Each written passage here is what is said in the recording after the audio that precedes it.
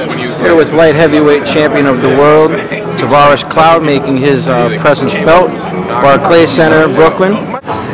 Mr. Cloud, it took a while for you to land a fight of this magnitude against a name like Bernard Hopkins. You showed amazing patience in doing so, dismantling all your foes, coming up. How did you maintain such discipline? I mean, hey, what can you do? If boxing is your job and you can't get the big fight, the only thing you can do is wait. Was there any frustration watching these guys that you know you could beat, you know you could out-muscle, watching them get paydays, as we could say, the spoon-fed fighters of the division? Did that ever create any frustration for you? There was a lot of frustration. There was a lot of frustration. As a matter of fact, before this fight came about, I was about to get me a job. So, you know, hey, it was a lot of frustration. I just realized that boxing wasn't what I thought it was. You know, I thought that in boxing the best supposed to fight the best, but really, that's not what it is. You know, the promoters pick and choose fighters for their fighters to fight, and they put the fight on TV, and the people think that they're getting the best fight out there, but really the people are the ones being cheated in the end. I just want to put on quality fights. That's it. Now, again, you're in with a gentleman. The name Bernard Hopkins means a lot in the history and currently in boxing. Obviously, you're fighting him at twilight years of his career. I mean, where do you feel that this fight goes? I mean, do you feel that it's any contest for you whatsoever? Well, I feel that first of all, I take all of my opponents serious, and Bernard is a good fighter. He's a crafty fighter, but ultimately, I feel that I'm gonna win the fight. You know, I'm gonna win the fight one way or the other. Now, tell us a little bit about your story. What got you started in boxing? What age did you start, and who was your inspiration? I started boxing at age 16 to stay out of trouble, and my amateur coach Alonzo Johnson, he moved me in with him so I can box 24/7 because I stayed in the next city over. You know, I just stayed in the gym. I just trained hard. You know, I always wanted to learn everything I could about boxing. You know, the sport, the fighting part. We're about to get started. Thank you. And hey, that's how I got started. Tallahassee, first world champion out of Tallahassee. And we still going. Who's your inspiration? Who's my inspiration? Man upstairs. God. First and foremost. First and foremost. I don't look up to dudes. We talk about motivation. One of the key motivators for this fight, for you to succeed, is it to really put Don King out of business? Is that one of the major things that's playing a role? Yes. Why is this so? You guys put on, you got the game face on, everybody's all smiles, but what is the real reason? Listen. You know, if you went right in front of him. I think it's okay if people have an opinion about a person, and I use the word opinion and know what the definition means. It's only opinion. If you constantly told that you should stop filming and you should stop throwing boxing because there's a young guy right behind you, right beside you that's doing the same thing, and he's quicker and he's this and he's that or whatever. You gain a few pounds over the years. He's in top shape because he's 10, 15 years younger. Do you throw your camera away and you walk away? If you're still quality shooting and you're getting the best sound bites and you getting in interviews that no one else is be getting, so what you do is say, they want me to walk away for their own reasons. Don been calling me old since I beat his major cash cows, and that's Felix Trinidad. And Trinidad haven't been right since the fight. I don't want to live in the past, but I just bring them up to remind y'all that he's been wrong with me all the time. All the time. And so I get a chance now to answer your questions. Golden Boy Promotion, which I'm part of. As Don say, look, if it's good for the goose, it's good for the gander. If he's saying that it's his time, look how skillfully, right? And you must have missed it because I tied it in. Because you could have missed it. If I'm supposed to go help the needy and go help this and go help that, and I've done it all, I should just go away. Then when Golden Boy became Golden Boy Promotions 6 years ago, then why your old ass promotional company didn't shut down right away like you should? So in a way, you're being stubborn too.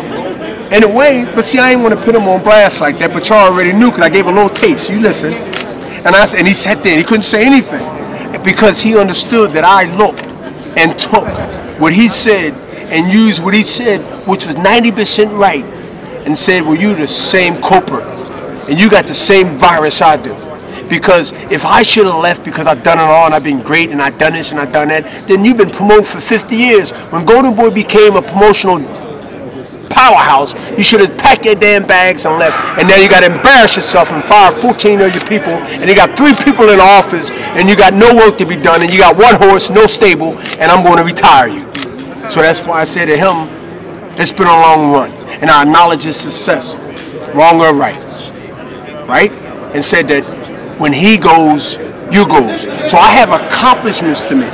I know I'm doing a lot of people favors come March 9th.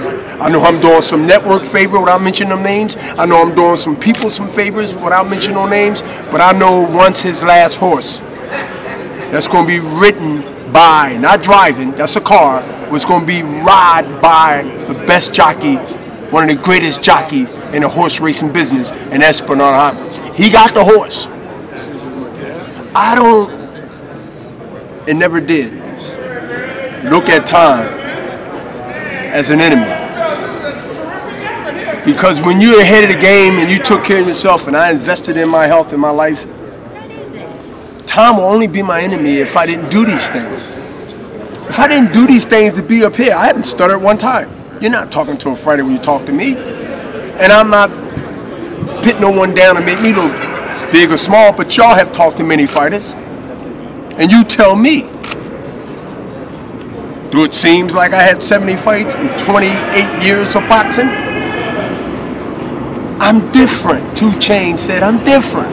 Bernard, interesting. I gotta have him come out to say I'm different. I'm just different. You know the song. Fights. Now you have a lot of obviously you've accomplished a lot in your career, much for yourself that you can enjoy for the rest of your life.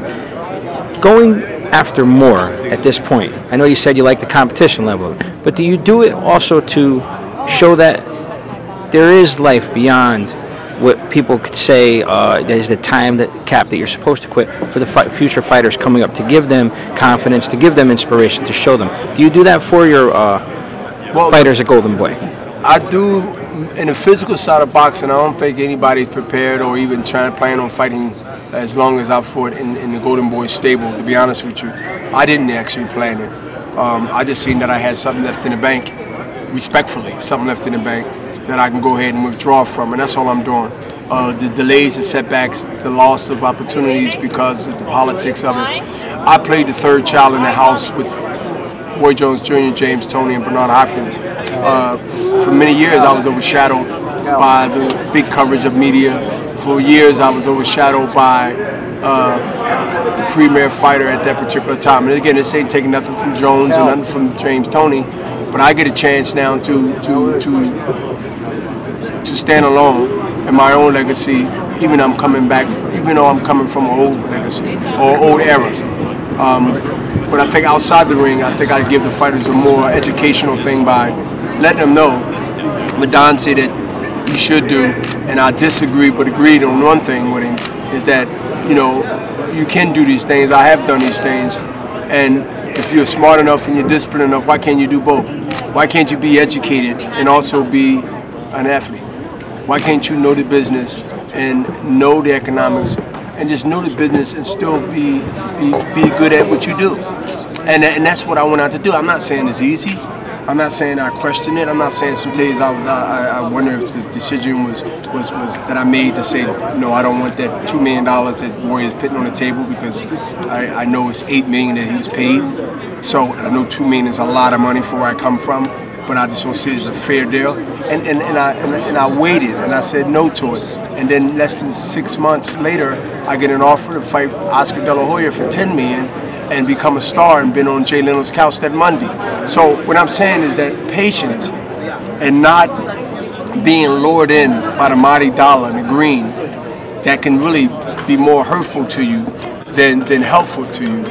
And I've been running ever since with that mentality, is that at the end, whatever glitters don't mean necessarily is a good thing for you. It could be something that knock your head off behind the other door, not the first. The first door is all gleamy and shiny.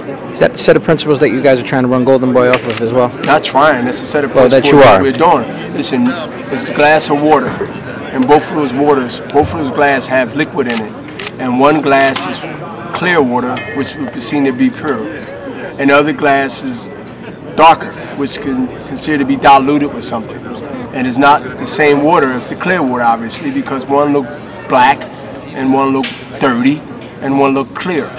At Golden Boy, we got two glasses there, and we would tell you that the one that's clear seemed to be the best one for your health. It'd be the best one for your career. It'd be the best one for your business. But if you choose to drink the water that's polluted, even seeing the clear glass there, then you're a man, you earned it, you went in the ring and sacrificed your brain, your nose, your eyes, your lips. You can do what you really wants to do.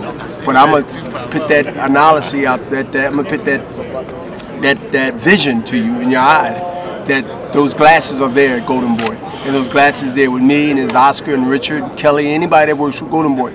We want not only Golden Boy fighters to walk away if they stop boxing, or if they actually just want to do something else afterwards, or like become a promoter on their own, is that at the end of the day, you can still educate the fighters, and they still can be champions.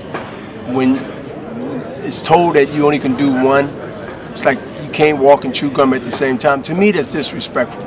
You know, to hear Don King in his old ways of 50-something years limit, especially a guy like me who he has a history. I'm undefeated with Don King. You know how much money I cost Don King just with Trinidad alone? Just with Trinidad alone, you know how much money I saved Trinidad from not having? So Don, see, listen, listen.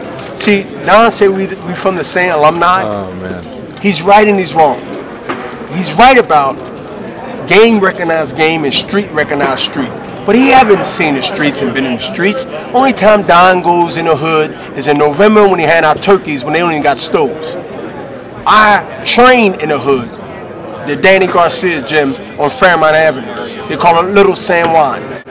And so when you gotta remember the respect I got in the Latin community, okay? In spite of 18, 19 years ago, when I put one of the most sacred things that they love is the flag to the ground, but they still have respect for me because they understood why my man, they didn't like it, and some would say in a laughing way that they still remember that, but in the same token, they understand my mentality, that you have to be a certain way that's not politically correct, and you have to be a certain way that's not fan or business friendly, and you might not get a few sponsors. But at the end of the day, the greatest athletes, from basketball to boxing and in between, have went on the edge and made bold, cocky statements that people can't understand, of non-athletes or people regular, that couldn't understand the motivation of mental, and then put their act, the physical work behind it, to make sure that you will make an ass of yourself and you deliver. Delivery, and my delivery and my track record has been right more than wrong. And Don couldn't deny that. Today, he sounds good with his old methods, as I systematically show that we do have something in common. You played a role in my legacy, Don. No, you never promoted me exclusively, but I overcame all your wrath. From the ring to the courtroom, baby. I get a chance to shut you down.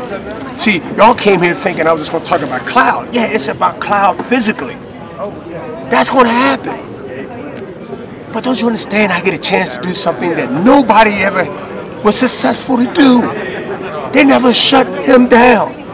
Yes, he's been quiet. He had a little cold. They said he was sick and this and that. But nobody actually shut him down. He don't have a long stable. Name 3 fighters Don King has that you care about.